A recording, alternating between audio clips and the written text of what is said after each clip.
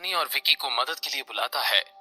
इस वक्त martial art world में हर जगह बस आहान की ही बातें हो रही होती है।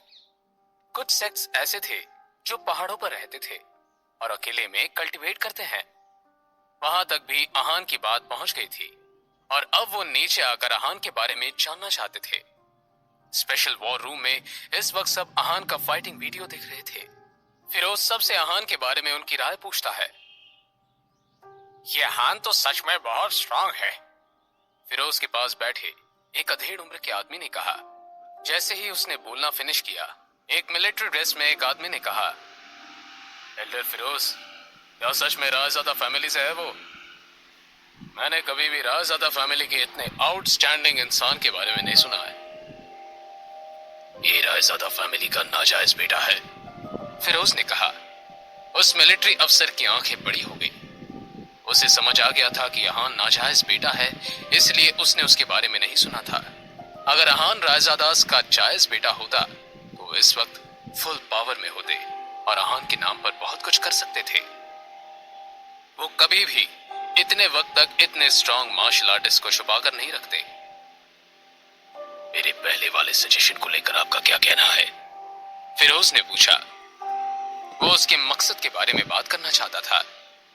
अधेड़ उम्र के आदमी और मिलिट्री ऑफिशियल की तरफ देखा उसने और फिर उस अधेड़ उम्र के आदमी ने कहा, एल्डर फिरोज, आपने जो कहा उसमें कुछ गलत नहीं है। इस लड़के में इतनी स्ट्रेंथ है कि वो टाइगर ग्रुप का मास्टर बन सकता है। टाइगर ग्रुप इस वक्त का हाईएस्ट मिलिट्री ग्रुप था। उसके सारे पर्सनल बहुत स्ट्रांग और पावरफुल थे। फिरोज चाहता था कि आहान इस ग्रुप का मास्टर बन जाए। कुछ सोचने के बाद मिलिट्री ऑफिशियल ने कहा, और ये लड़का रायजादा फैमिली का नाजायज बेटा है। अगर ऐसे इंसान को हम टाइगर ग्रुप का मास्टर बना देंगे तो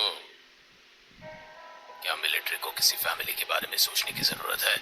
क्या मिलिट्री के डिसीजन में किसी और के ओपिनियन मैटर करते हैं? फिरोज ने पूछा। मिलिट्री ऑफिशियल ने अपनी पूरी बात नहीं की थी, फिर भी फिरोज जानता था कि वो क्या कहना चाहता है। वो रायजादा फैमिली से डरता था। अगर आहान टाइगर ग्रुप का मास्टर बन गया तो फिर वो उसका एरिया हो जाएगा। वो एक मिलिट्री ब्रांड बन जाएगा। रायजादा फैमिली मिलिट्री को तो कुछ नहीं कर सकती, पर एक पर्सन को वो बहुत कुछ बोल सकती थी। एल्डर फिरोज, कोई बात नहीं है ऐसी, मिलिट्री ऑफिशियल ने हड़बड़ाते हुए कहा। वो फिरोज का ताना समझ गया था, इसलिए थोड़ा एम्बैरस हो गया था। मैं अच्छे से समझता हूं कि तुम क्या कहना चाहते हो।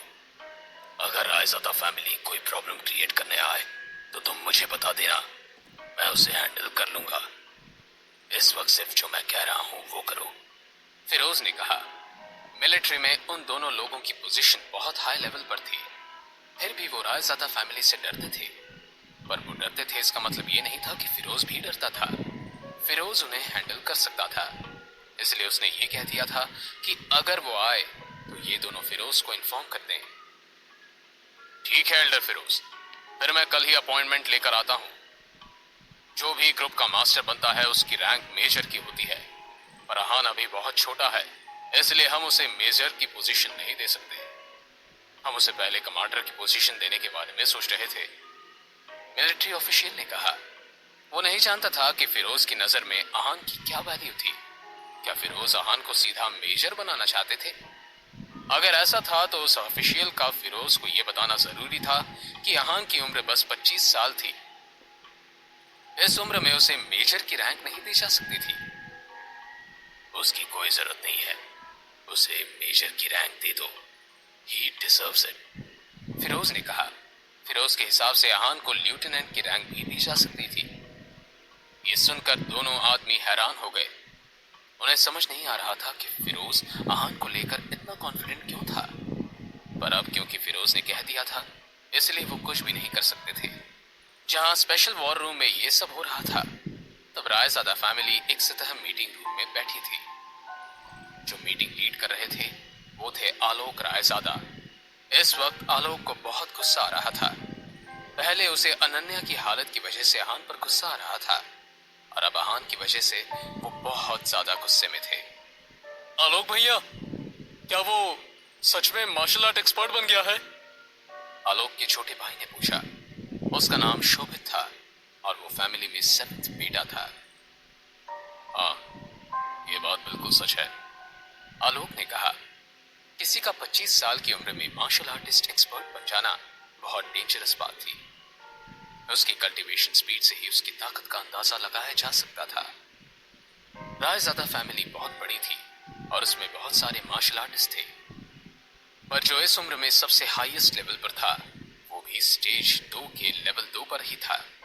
आहान की तरह मार्शल आर्ट एक्सपर्ट नहीं बन पाया था वो। बहुत लोग थे जो बहुत सालों से एक लेवल पर ही अटके हुए थे, पर आहान ने सारे लेवल पार कर लिए थे। लॉजिकली रायजादा फैमिली के पास बहुत सारे रिसोर्सेस होने की वजह से उन्हें सारे लेवल्स आहान से पार कर लेने चाहिए थे, पर ऐसा कुछ नहीं हुआ था। इस वक्त खानदान का नाजायज बेटा एक मार्शल आर्ट एक्सपर्ट था। जब आलोक ने ये बात कंफर्म कर दी तब सबके चेहरे बहुत सीरियस हो गए।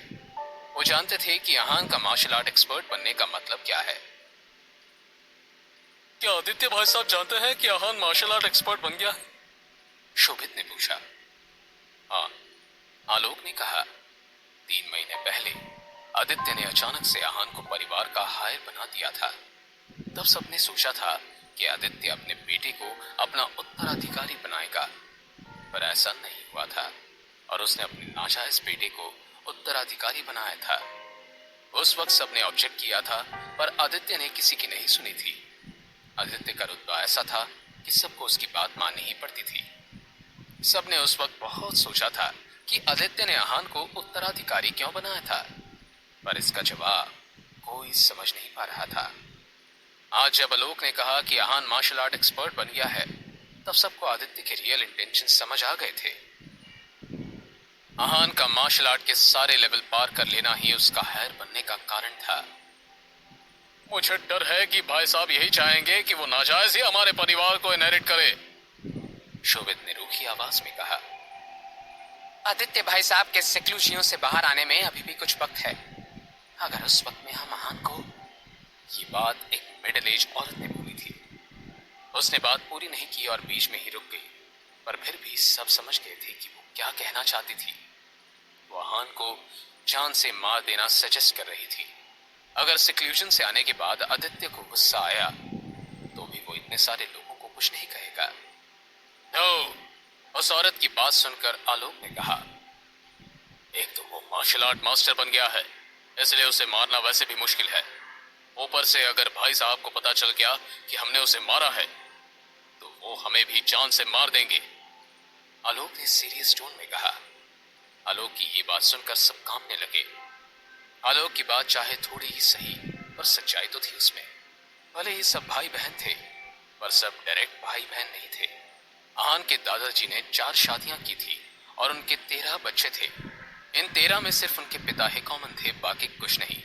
इसलिए आदित्य उन्हें भी मार सकता था। और वैसे भी इन बड़े परिवार में स्टेप ब्रदर सिस्टर का रिश्ता सबसे खतरनाक होता है। भैया, क्या ऐसा हो सकता है कि भाई साहब ने कुछ और सोचकर आहान को उत्तराधिकारी बनाया हो? शोभित ने कहा। शोभित ये कहना चाहता था कि शायद आहान को उत्तराधिकारी बना के वो बाकी सबको गुस्सा दिलाना चाहता था, ताकि सब मिलकर आहान को मारने का प्लान बनाए, फिर वो सबसे आहान की मौत का बदला ले सके। जो बोल रहे हो सोच समझ कर बोलो, आलोक ने कहा। शोभित को मार्शल आर्ट्स के बारे में इतनी जानकारी नहीं थी। आदित्य इस वक्त भले ही सिक्लूशियों में था, पर फिर भी वो सब बातें सुन सकता था। भाई साहब ऐसा कुछ नहीं करेंगे, उन्हें ऐसा करने की जरूरत ही नहीं है, आलोक ने धीमी आवाज में कहा। आदित्य में इस वक्त जो पावर्स थी उसे आहान को बेट की तरह इस्तेमाल करने की कोई जरूरत नहीं थी। अगर वो सच में उन्हें मारना चाहता था तो फिर वो उन्हें आसानी से मार सकता था। तो अब हम क्या करें? अगर वो नालायक बहुत फेमस हो गया और उसकी स्ट्रेंथ और बढ़ गई तो फिर हम क्या करेंगे? वो तो हमारे परिवार पर हक जमाना चाहेगा, शोभित ने कहा। सब इस वक्त आहान से बहुत डरे हुए थे। जब नैना उनके साथ रहती थी तब उन्होंने नैना को बहुत परेशान किया। अब फैमिली पर कंट्रोल पा लेने के बाद आहान सबसे पहले उन सब से इस बात का ही बदला लेगा। इस वक्त हम सामने से कुछ नहीं कर सकते हैं। बहुत सारे लोग उस नालायक के साथ हमारे रिश्ते को जानते हैं, आलोक ने एनालाइज किया, और हम अपने कनेक्शंस यूज करके उसके साथ डील कर सकते हैं, आलोक ने कहा। आपके कहने का क्या मतलब है? शोभित ने पूछा। इस वक्त अहान का नाम हर जगह फैला हुआ है। मार्शल आर्ट्स वर्ल्ड में सब बस अहान की ही बात कर रहे हैं। ऐसे में दीवान फैमिली अपने फाइटर को अहान से भिड़ने के लिए नीचे जरूर भेजेगी। अगर उस फाइट में अहान को कुछ हो गया तो फिर शक हम पर नहीं जाएगा, आलोक ने कहा। आलोक को नहीं लग रहा था कि आदित्य अहान को भेंट की तरह यूज करेगा। उसे लग रहा था कि आदित्य चाहता है कि अहान बहुत स्ट्रांग और पावरफुल बन जाए। इस वक्त उसे आदित्य के रियल इंटेंशंस के बारे में पता नहीं था, पर वो ये जानता था कि अगर रूल्स के दायरे में रहते हुए अगर अहान को कुछ हो गया तो फिर आदित्य उन सबको कुछ नहीं कहेगा। दीवान फैमिली एक बहुत ही नामी फैमिली थी। बहुत बड़ी फैमिलीज की तरह उनका कोई बिजनेस नहीं था।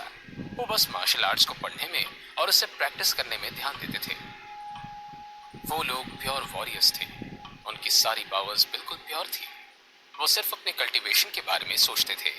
वो बाहर की दुनिया के लेवल के आर्टिस्ट से 2 लेवल ज्यादा स्ट्रॉन्ग और पावरफुल थे। उनका कंपैरिजन बाहर के मार्शल आर्टिस्ट के साथ नहीं किया जा सकता था।